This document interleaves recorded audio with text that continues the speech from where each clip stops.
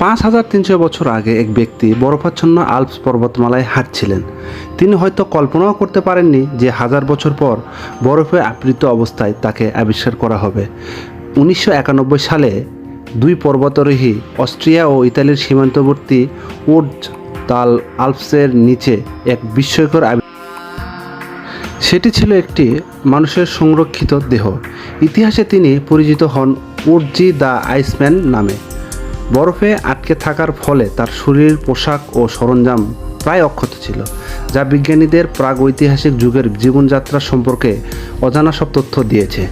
বন্ধুরা, উর্জি শুধুমাত্র একজন সাধারণ মানুষ ছিলেন না, তার সঙ্গে ছিল তামার কুড়াল, চকচকে পাথরের ছুরি ও তীরের ঝুলি, যা প্রমাণ করে যে তার সময়ে ধাতব কারিগরি শুরু হয়ে গিয়েছিল। তার ঘাস দিয়ে তৈরি বিশেষ জুতা দেখায় তিনি পর্বতের কঠিন পরিবেশের জন্য ভালোভাবেই প্রস্তুত ছিলেন। এমনকি তার শেষ খাবারের নমুনাও সংরক্ষিত ছিল, যেখানে পাওয়া গেছে শস্য ও বন্যপ্রাণীর মাংসের চিহ্ন। এটি ইঙ্গিত করে যে হয়তো তাকে হত্যা করা হয়েছিল, কিন্তু কেন? তিনি কি শত্রুর হাতে আক্রান্ত হয়েছিলেন, নাকি ছিলেন একজন যোদ্ধা বা পলাতক ব্যক্তি?